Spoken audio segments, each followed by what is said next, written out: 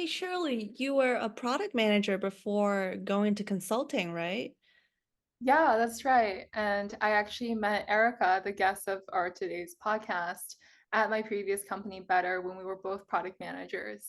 And now Erica's currently a product lead at Flow. I've heard of Flow. Flow is founded by the former CEO of WeWork. Yeah, that's right. And it's actually currently funded and backed by Andreessen. This was a really interesting episode. We learned so much about Erica's career trajectory, but also about her personal interests, including personal growth, as well as her curiosity to learn and how she carried that throughout product roles in her career. She also offered super insightful advice to future professionals who want to enter the space and also provided some resources to those who want to get their foot in the door. Yeah, so if you're interested in any of the above, tune in. It's Shirley, It's Esther, and this is the Move with Power podcast. So, welcome, Erica, onto the podcast. We're so excited to have you. We're so excited to dive into everything about flow and your life. For background context, Erica and I met as coworkers at Better a few years ago. But I think Erica has had a really exciting journey in her product career since then. So excited to dive all deep into all of that. Just a quick intro. Erica is a product leader and she has a business degree from Berkeley, and her product roles have spanned Visa, Blend, Better, and now at Flow. And today we wanted to just kind of open a discussion on career growth in product and tech, but then also explore kind of the personal growth side of it as well as mental health side of it. So yeah, welcome, Erica. Thanks so much for having me. I'm so excited to talk with you guys. Before we kind of jump into everything career, we love to kind of better understand our guests and share a little bit about our backgrounds as well. Erica, we're curious, what has like led you to today? Like, what are some pivotal moments you'd say in your upbringing that has like shaped your identity and how you explore careers today? So I grew up in a town called Modesto, California. It's in the Central Valley. Um, and I'm the eldest daughter to immigrant parents, which has definitely shaped my career in, I think, surprising ways. Anybody who is the oldest sibling in the family can relate to feeling pressure to help people around them. I don't know if either of you guys are eldest daughters, but you feel pressure to help your siblings, you feel pressure to help your parents. And I definitely felt that way because my parents weren't fluent in English and were unfamiliar with a lot of American customs. So I think just helping other people is a muscle I've trained almost out of necessity. But surprisingly, as I've gotten older, it's become what fulfills me.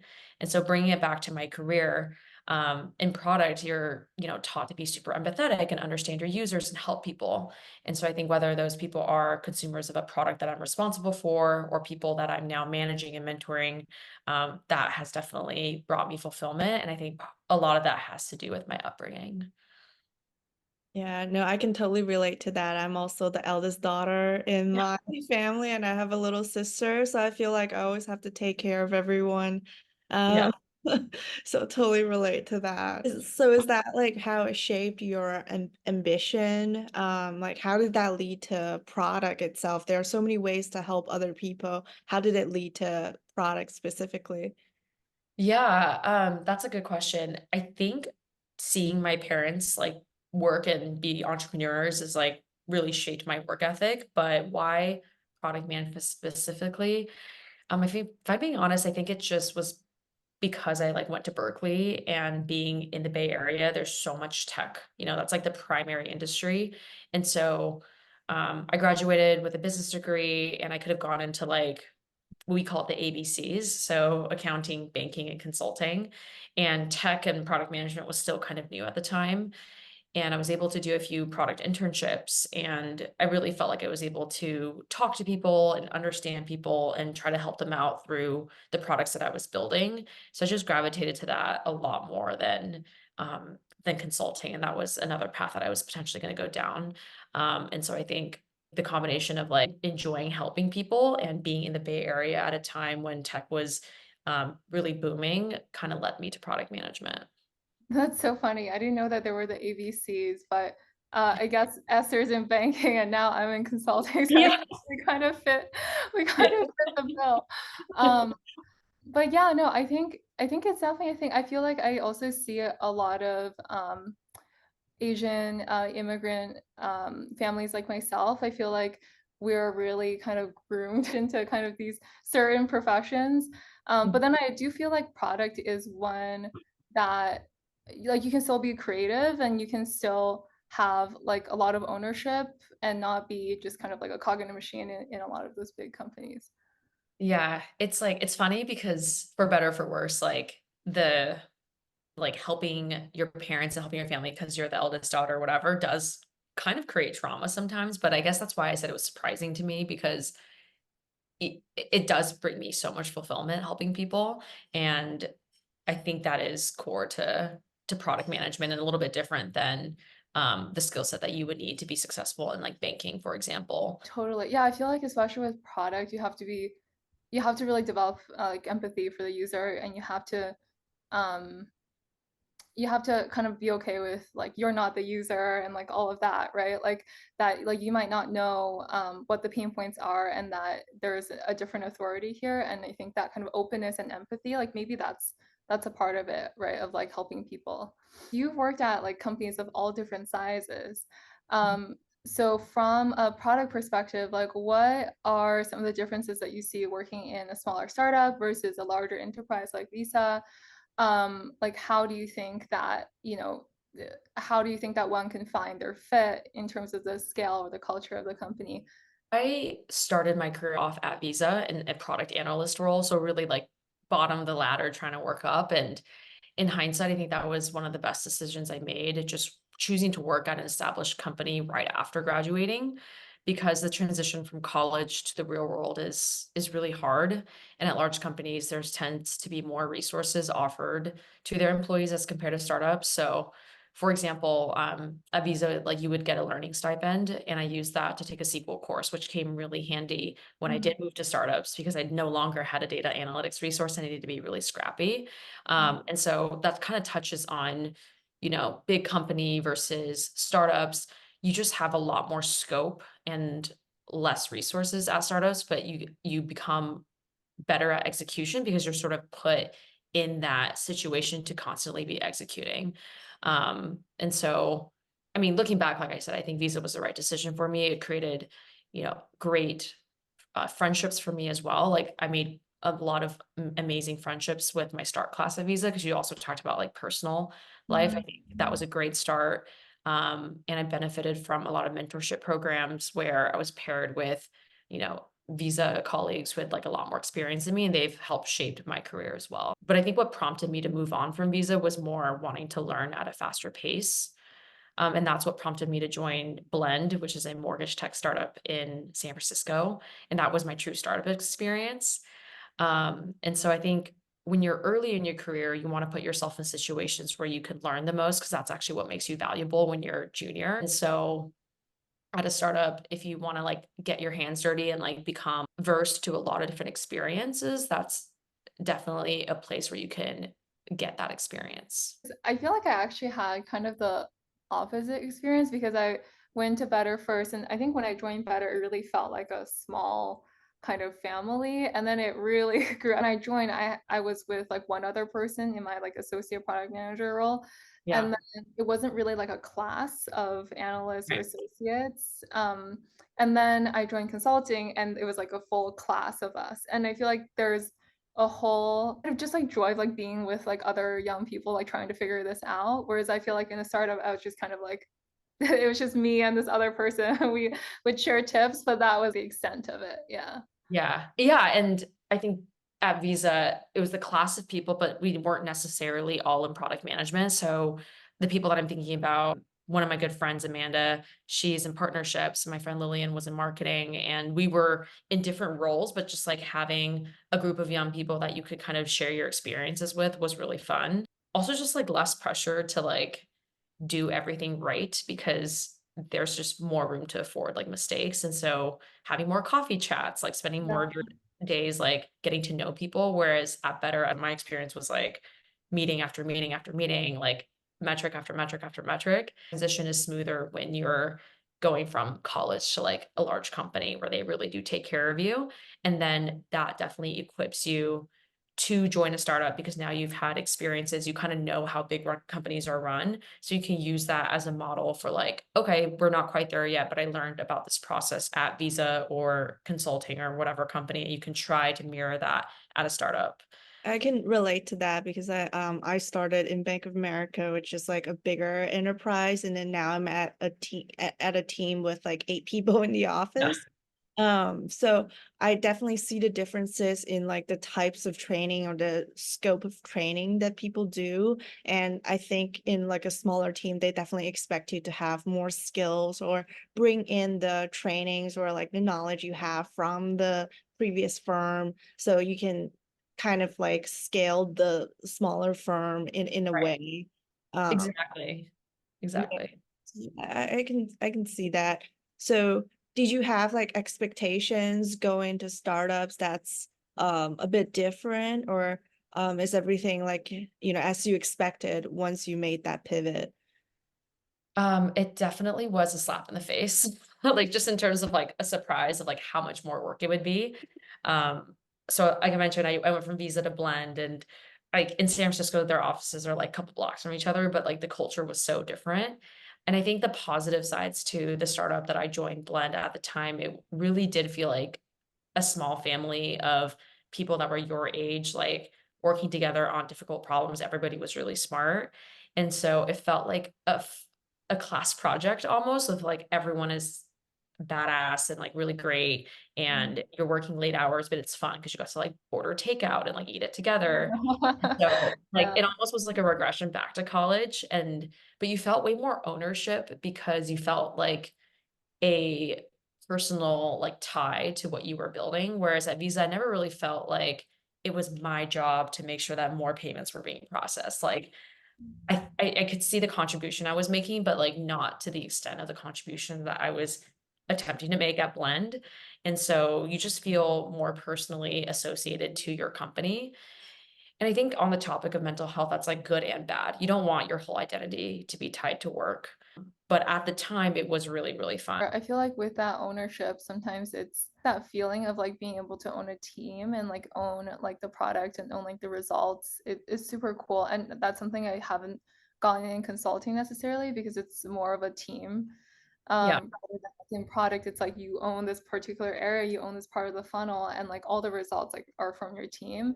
And that feeling is like super, super cool. With your career, you kind of hopped, like you said, across different companies, and it feels a very like linear kind of growth. Like, did it feel truly like that, or were there kind of most like memorable or like pivotal moments? Yeah, it's funny because even when I look at my like career as a like I like sometimes look at my LinkedIn, I'm like, people probably thought I planned this, but I definitely did not plan this. I think it just sort of worked out because I've always stuck to like what interests me. And I think when you really enjoy what you're doing, you can tell a great story. And so I think like maybe when someone looks at my resume, think, oh, this makes so much sense. Like, she's in fintech and Very clear storyline. Yeah. yeah, but I crafted that story after it happened. And so it wasn't like I had this like master grand plan when I joined Visa. I wasn't really in product management. I kind of networked my way in. And then joining Blend, it was because a friend of mine from college started working there after graduation and he recruited me to join. I think it just became a point of like reflection. Am I learning a lot here? Am I still interested in what I'm doing? And at Visa, I felt like I had sort of capped out at the rate of what I was learning. And I Mhm. looked at the opportunity at Blend and I was like, oh, I get to, own a product line and do something that I've never done before. So at Visa, I was doing consumer product. I was building like a checkout button for people who are buying on Gap.com, on Rakuten. So it was like very consumer facing. And then at Blend, I was working on integrations. So completely back end. I honestly had no idea what integrations meant at the time. And I was like, well, I don't know what it is, but I'll learn it. And then when I went and joined Better, I was working on internal tools. So something completely different from integrations, still, has an end consumer, but your consumer are people that you work with. And so what has pulled me into each of these different roles in different companies is the opportunity to learn something new And then when you look back at it, it's like, oh, that character arc makes so much sense. Like she has had product in different areas, but it was really driven by just like my desire to learn. I think if you ask anybody who like is kind of like more mid stage in their career, they'll probably tell you the same thing. They didn't plan it, but something about like a principle of theirs is what drove them to get to where they are. And for me, it's um always staying curious and always wanting to learn something new. Yeah, I love that, this is like one of your principles. So, I know it takes a certain personality to jump from like a bigger firm to a smaller firm to even startup. What would you like describe your personality? Like, what do you think, your personality like drove you besides your curiosity and besides your upbringing that's driving you to different places? I enjoy running through fires. If someone tells me I can't do something, it honestly just like propels me to like want to do it more. And so I think like that nature of trying to solve problems that like people haven't solved in the past, or like being met with a lot of friction before getting to the final destination, is actually what I really enjoy doing. So I think like the startup life is actually a better fit for me, just because more often you're going from 0 to 1 rather than like 1 to like a thousand, or you're trying to scale. Even joining Flow, Flow is a relatively new company. The product that I'm working on was not even out until we launched the brand. And so going from 0 to 1 is essentially what I had to do there, and figure out what are we exactly going to build. And so I think that personality is someone who's like comfortable in ambiguity and like kind of creating their own set of rules based off like the constraints that they're met with. I think that's the type of personality that does really, really well in startups, is people who are comfortable with ambiguity and people who enjoy a challenge. Dig deeper into Flow. So I'm curious, what led you to Flow? Like, did you even hear about it? I know that obviously it's in the news and it's talked about a lot. But what piqued your curiosity about it, and how did you decide that, okay, this is my next move? Yeah, I joined Flow because I could relate to the problem that we're trying to solve. So many people our age right now are trying to buy homes, but it's getting more difficult because of interest rates, and the supply isn't growing as fast as the demand.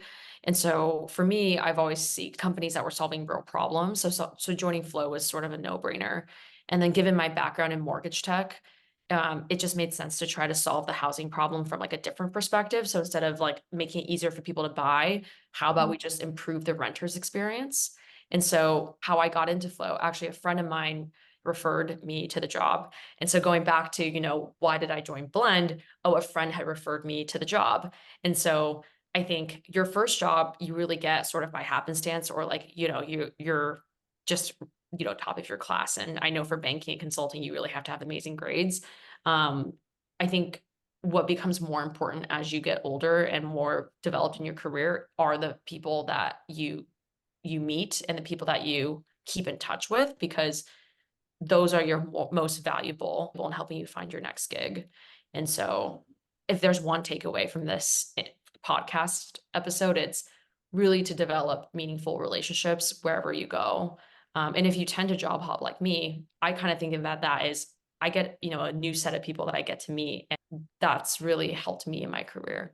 Yeah, I think it's really interesting because from Better, I actually didn't expect there to be such a strong community that formed. And I Yeah. feel like I still keep in touch with a lot of the people on my team, like our designers and engineers. And now they're all at different companies, and they all kind of refer each other to various companies. And really cool how you're kind of gathering community of people that you can continue to work with later on in your Yeah, career. I definitely sought out mentorship a lot more, where I would go into like our org chart and like find people that with titles that I was like, oh, I want to have that title one day. Maybe I should reach out and like just get a coffee with them or something. You don't really do that in startups because you're one, always working, and two, there's just fewer people. And so I think now my network is really just formed by the people that I work with on a daily basis. Um, so yeah, it's changed, and I think it's different how you approach it when you're at a startup or when you're at a enterprise. Digging more into Flow, I feel like the level of media scrutiny is heavier on this role in this company because of Adam Newman and everything? And how do you think that shapes like your experience? I'm curious because I interned at a bank and they were launching a new consumer product, and I feel like the number one thing that the VP kept saying was like, we have a heavier responsibility because of our name and our reputation to like not mess up, right? So Yeah. anyway, so I'm curious like from that perspective. Yeah, that's really close to how I feel. So Adam is such a visionary leader, and I think he has a big name with like WeWork. WeWork is now a household name. Like co-working back then like didn't have a brand, and now co-working does. And so with his like next venture with Flow, it's kind of expected that no matter what he says or does, like there's going to be people talking about it. And so how did that, I guess, impact my role? I think being at a startup and being able to work really quickly and yet still have the publicity of like a large company is a really rare and incredible place to be in, because how we treat our product and our brand is like of like the most important thing. Whereas sometimes at startups, you sort of skimp on those things because you're just trying to get something out, right? And so all of the qualms you have about like working at a big company, you don't really have at a startup. And at the same time, we have the funding and the media to really amplify the things that we are building. And so it sets a quality bar that's really, really high. That's like probably the most unique part of working at Flow that, I haven't had anywhere else.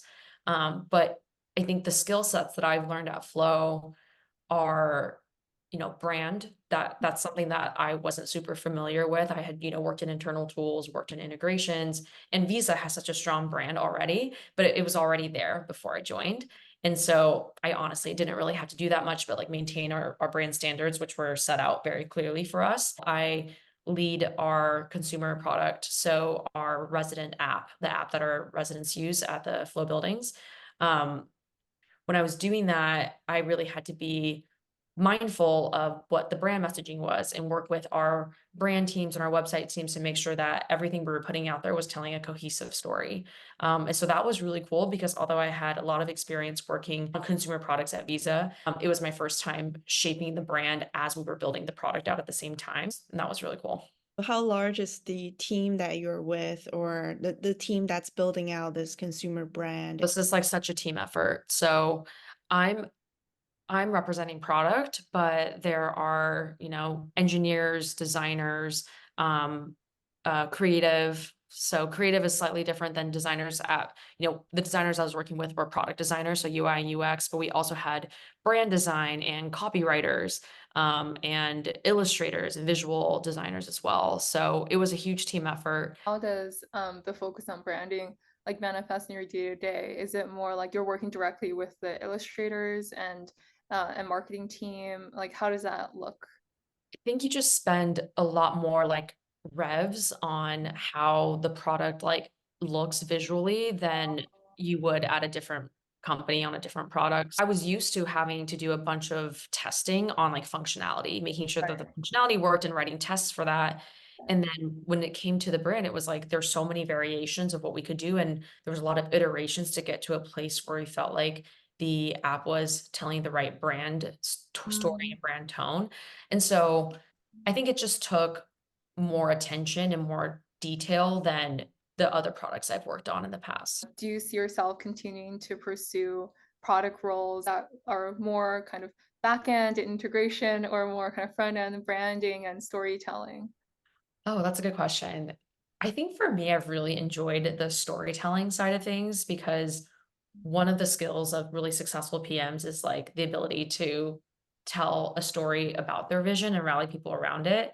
And working at Flow, working for a founder who is probably one of the best storytellers I've ever had the opportunity to work with, I think I've absorbed a lot of his skills by like watching him and like learning from him.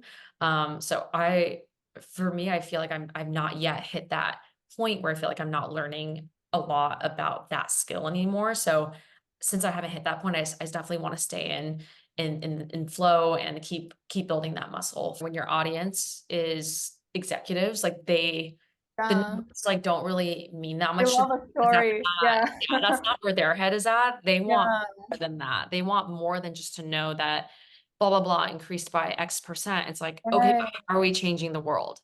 Um, Yeah. and so being able to speak at that level it is a soft skill, but it's actually, I think like it's something that needs to be practiced just like how coding Yeah, needs to be totally. practiced.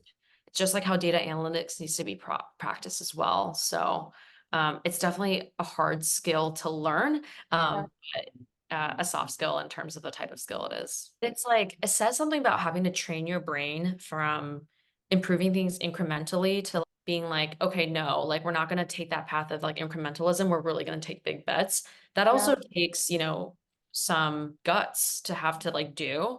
And oftentimes we tend to want to improve iteratively because we don't want to make mistakes or we can't afford to make mistakes oftentimes in startup.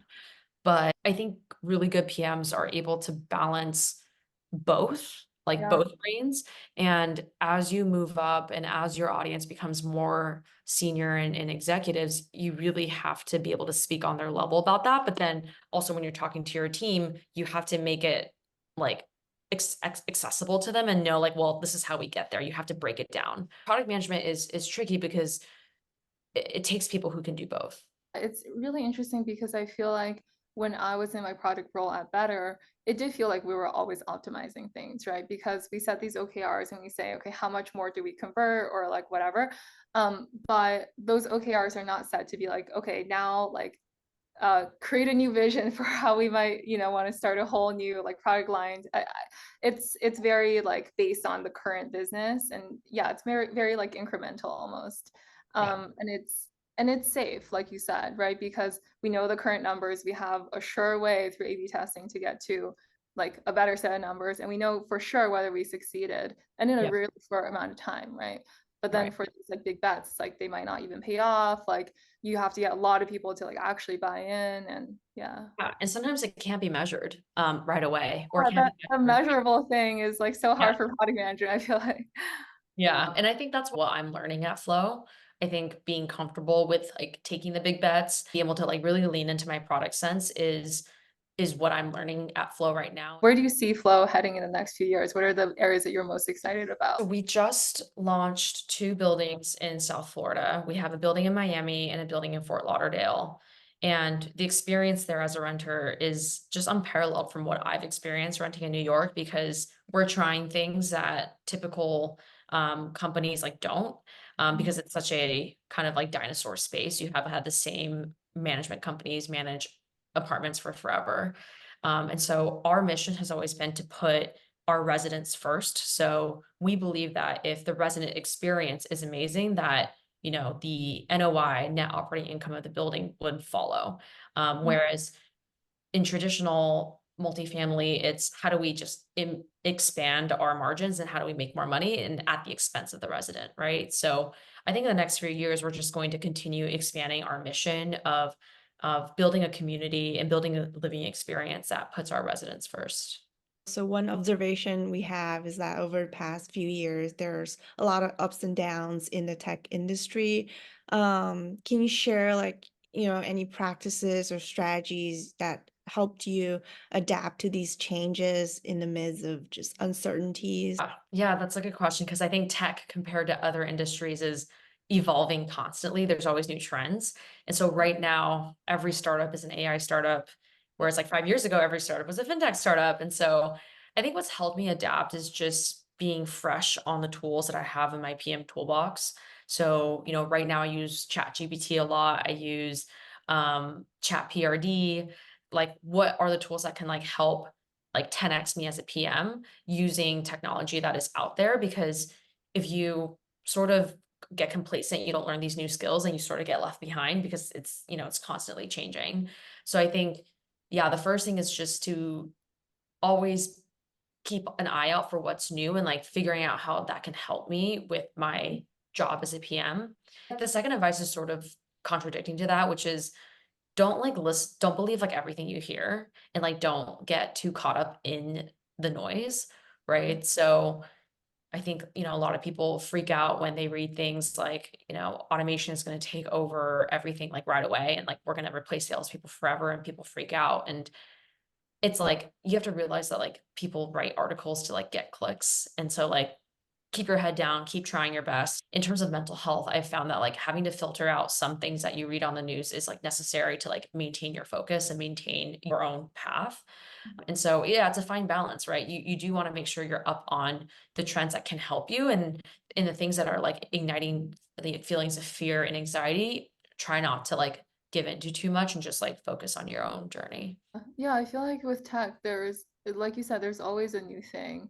Yeah. And there's a lot of churn as well. Like people move companies a lot more frequently. Yeah. And it's really easy to want to chase the hot new topic. And it's like, okay, I'm gonna do what like crypto like a couple years ago, and then now I'm gonna do like Gen AI. And Yeah. yeah, and it's just like it's so interesting that now that we've like worked for a few years, Esther and I, to like actually have like seen some of these trends. Yeah. Yeah. I mean, there's a reason why like I've never gone into crypto, but like my background is fintech. So people would be like, why? Mhm. Like that would make a Yeah, ton of you sense. should. Yeah. Yeah. For me, like, and this is like no hate on crypto. Like it just has never resonated with me. And so I think like really reflecting on like your why, like why do I want to leave this company? Why do I want to stay at this company? And like writing that down and like thinking to yourself, like, does a move really align with my values or does it not? I think will keep you more satisfied in your role. I remember wanting to work for Coinbase. That was like the hot new startup at the time, but like I really couldn't see my Same, actually. yeah, but like I wasn't even buying like that much crypto and I wasn't really understanding crypto. So like I wasn't sure how I would even be a good product manager in crypto if I like honestly didn't believe in it myself. And I think separating out like the trends are and just like being authentic and reflecting on what makes you passionate is kind of how you can sustain yourself through all of the trends in tech. I remember I was prepping for some Coinbase interviews and I was looking up like what is like Web3 or I think the Yeah. thing at the time was DeFi or like Yeah. yeah, I was like Googling. It's so true to saying like actually true to like what you feel is adding value in people's lives, right? Like whether that's like buying a house or like renting or what have you. And I'm curious, like more broadly, earlier we talked about this idea of the balance between the feeling ownership over your work, but then also not getting so into it that your whole mental health depends on it. Yeah. How do you kind of achieve that balance? Like clearly you're very driven and you're very kind of curious to learn more, but Yeah. how do you kind of make sure to also maintain your own mental health? So long as you seek to achieve balance, you're probably doing better than you give yourself credit for. Number one is just like prioritizing the attempt to seek balance. Like balance is something that you might achieve for like 10 minutes or like a day or like a year, but like it's a journey, right? You get off of it, then you try to get back on. So it also, I think it depends on like what phase of life you're in. When I was younger, I think what helped me achieve work-life balance was seeing my friends after work. So my schedule, like post 9 to 5, was always packed with like happy hours and workout classes because what fueled me to work hard was having a lot of social interaction, like work hard, play hard mentality, you know? But as I've gotten older, that has changed. I've needed more alone time for my mental health. And so my advice would be to check in with yourself and figure out what you need at this present time. It's different for everyone, and even for yourself as an individual, it changes. So yeah, I think just tune in with yourself and give yourself some grace. Yeah, sometimes, after a whole day of calls and you just want to be alone and just, sip on your tea or just read a book. Yeah, I can totally relate to that. I think when I was younger, not that I'm old, when I was younger, I tend to want to like go out a lot, until I run out of energy. Yeah. But it's kind of like the complete opposite. And I guess my point is like that's okay. Because that's like what I needed when I was younger was like, oh, I just can't wait to get out of the office and like hang out with my friends and like go and have happy hours and that's fine. And there's nothing bad about that. It's more just like tune in with yourself and like don't like go on TikTok and be like, how do I achieve work-life balance? And like just do whatever someone's telling you to do. It's Yeah. like really knowing like what drives you and just doing more of that. So Mm. what do you do now? What drives you and what calms you down? Um, Yeah, I think for me, um, I really need like alone time now. So I think what works for me is setting my phone on do not disturb after like 6 p.m. and like cooking dinner for me and my boyfriend like brings me a lot of like clarity because I just like get home and like, okay, well, I have to make dinner and I get to be creative and like cooking. I think movement is kind of what more my speed. Now in my 20s, I was like exercise, and now it's like movement. So it's like slightly more gentle and like I'm still working out my body, but I'm not like going to berries and like doing some cycle and all of that. So in terms of like what I need now, it's like, genuine conversation, cooking, alone time. Those are the things that help me achieve balance. I love how at peace you are with the changes, because I feel like sometimes I feel those changes myself too, and I feel like, oh no, I'm getting old and boring. Like this past weekend on I think Sunday, originally I had a brunch plan and a picnic, and then Yeah. they were both like for whatever reason canceled. And I was like secretly extremely happy because I was like, okay, finally I can just chill and do nothing. Yeah. Um, but it's just like, I feel like I'm falling into the later 20s, like you start getting more and more like homebodies, like stereotype, and I never wanted to be a part of that stereotype. Yeah, I mean, I think one thing is like if you feel guilt about anything, like let it go. Like guilt is the Uh, worst feeling ever. And I think back to the whole like immigrant, like eldest daughter thing, like guilt is something that we've like felt yeah. for so long. Like since we were young, it's like part of like almost like a normal feeling now in many ways. And I think like part of loving yourself is letting yourself like feel happy any without any reservations. So Mhm. like if you're happy that plans got canceled, then feel happy. And you don't have to Yeah. feel the guilt with the happiness because then like you're just sort of like you're canceling like the relief that you Yeah. feel. You don't have to feel guilty about it. And like maybe next week you have so many plans that you're like feeling so fulfilled from seeing all of these different group of friends. And the week after, maybe you're like, I just like want to be alone. So Mhm. just do what makes you happy and don't let yourself like question the happiness that you're feeling. It's so Mm. true because I think me and Shirley we had a conversation on how restless we are. We Yeah. just schedule a lot of things for us to do on the weekends, on the weekdays, even after work hours. But then I think sometimes, it's true. Like we just need to take a break from everything else and do nothing. And I'm trying not to feel guilty and trying not to feel like I'm a boring person now. But it's hard and it takes time. I think, in your late 20, especially now, I feel like I have to reparent myself almost. I have to be my own parent and take care of myself, and not expecting other people to treat me or like love me the way I want to be loved because I can do that to myself. And that's like something I'm still learning. I feel the need to take care of everyone else before I take care of myself. But now, after reading more books and going on TikTok, TikTok actually helped me with some advice. And I learned that, you sometimes have to put yourself first.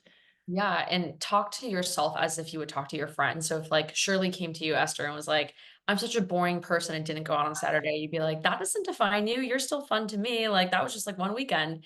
And so sometimes I like reverse role play and like and give myself advice or feedback as if I'm talking to my best friend and like what I would say to her. And that has helped me a lot, kind of doing that exercise. I know that we're almost at time. So, before we ask you our two recurring questions that we ask all of our guests, just one more question around resources. What advice would you give to young professionals who want to get into product? I know that obviously we had already talked about potentially joining some kind of larger enterprise where they have a more supportive program. But also curious, what are some of the traits or skills that young professionals should try to hone? Yeah, my best advice is to network internally and try to transition to product management within your current company because it's a lot easier to do that than to apply for like a product management job that you see on a career website. Because they usually are looking for people that already have product manager as a title on their resume. So I think the easiest way to transition is to network internally. Um, And this whole notion of like needing to get an MBA to like go into product is just simply not true.